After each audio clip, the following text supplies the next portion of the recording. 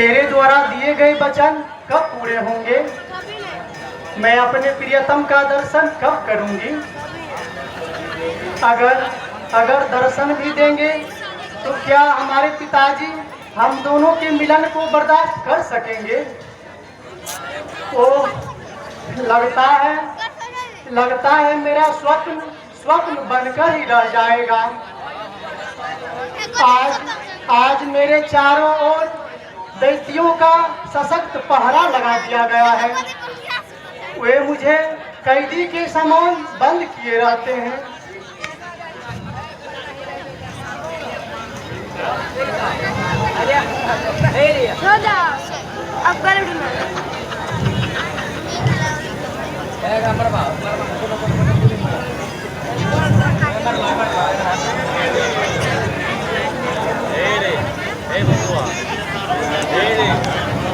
जय मां पार्वती, जगत पालक भोले दानी।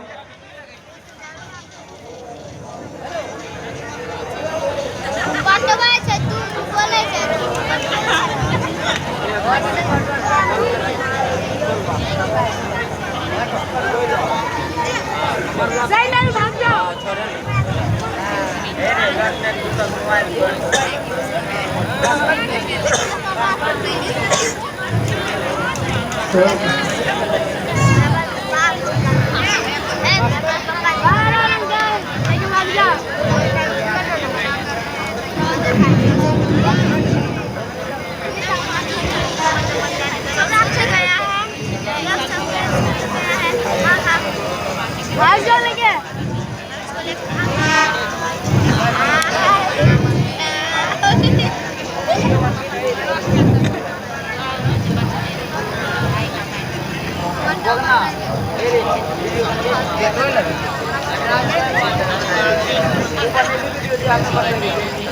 हे प्रियतम, आप कहाँ चले गए? अभी देखी, अभी नहीं। पापी पपीहे ने भी बोल ही दिया, पी कहाँ, अर्थात पिया कहाँ। किससे पूछूं, किधर खोजूं? तरस रही है। कान तुम्हारी मीठी मीठी बातों को सुनने के लिए बेचैन हो रही है। सूरज के सामने चांद की हस्ती ही क्या, तुझे देखे बिना दिल में मस्ती ही क्या। तेरे पास आने को जी चाहता है, लेकिन मैं क्या करूं, किधर जाऊं? ओह,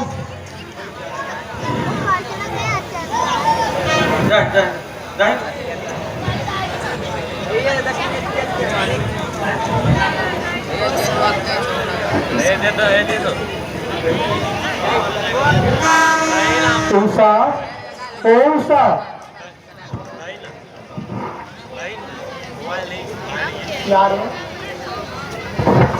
प्यारे, सचमुच तुम चले गए?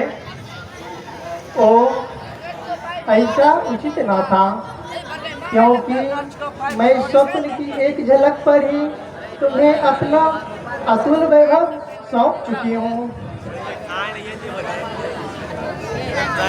हे सखी, कौन कहाँ चला गया?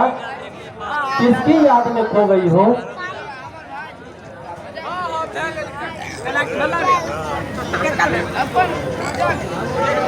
तुम बोलती क्यों नहीं सखी? सखी, आज तुम्हें क्या हो गया है? तेरी पलकें साबित कर रही है कि तुम रात भर जगी रही हो।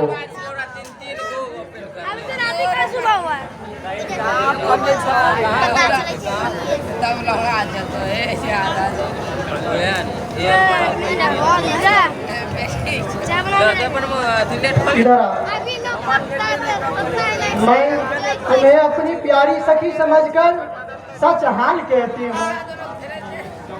रात्रि में एक श्यामवर अति सुंदर और परिचित पुरुष मेरे स्वप्न में आया और मेरे पलंग पर बैठ गया। प्रेम पूर्वक बातें कर मेरा मन जीत लिया। मैं जब उसके गले में अपनी बाहें डालने की कोशिश की तो मेरी नींद टूट गई। फिर मैं उसको नहीं देखी। अरे सखी, मैं भी यही सोच रही थी, जरूर कोई चित चोर का मामला है, लेकिन एक अनजान पुरुष पर इतना मोहित क्यों हो गई? जो हुआ उसे तुम भूल जाओ। हे सखी, पतिव्रत धर्म को इतना कलंकित मत करो, इसे मजाक मत समझो। एक बार जब मैं कैलाश पर्वत पर पढ़ती थी तो आने वक्त माँ पार्वती ने मुझसे कहा था कि तुम्हारा पति तुम्हें स्वप्न में मिलेगा और तुम उन्हें ढूंढवा लेना। अच्छा प्यारी, तब तुम चिंता मत करो, तुम्हारा पति जहाँ भी होगा मैं वहाँ से ढूंढ लाऊंगी। लेकिन हे सखी, मैं उनकी छवि के अलावा और कुछ नहीं जानती। हे बहन, उसकी चिंता मत करो, भगवान ब्रह्मा जी और सरस्वती जी की कृपा से आठों पहर मेरे पे अथी आती है। मुझे आज्ञा हो तो तीनों लोक पे सुंदर और पराक्रम पुरुष जो भी होगा मैं वहां से ढूंढ के ला दूंगी। सच सखी, तुम ऐसा कर पाओगी? हाँ बहन, चिंता मत करो। मैं चित्र बनाने के लिए स्लेट और पेंसिल लाती हूँ, मैं उनका चित्र बना दूंगी। तुम उसका चित्र देख के पहचान के बताना हमको, उसके बाद मैं जहाँ से होगा वहाँ से ढूंढ के ले आऊंगा। कैसा कि जल्दी आना, जाओ जल्दी आओ।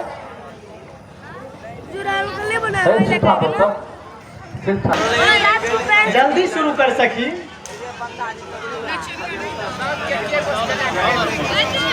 जय गुरुदेव, जय माता सरस्वती।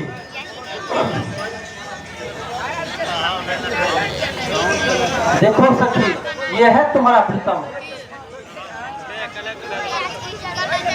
नहीं सखी, इस चित्र से उनका चेहरा बिल्कुल भी नहीं मिलता है। फिर से दूसरा चित्र खींचो। ठीक है, ऐसा ही करती हूँ फिर से।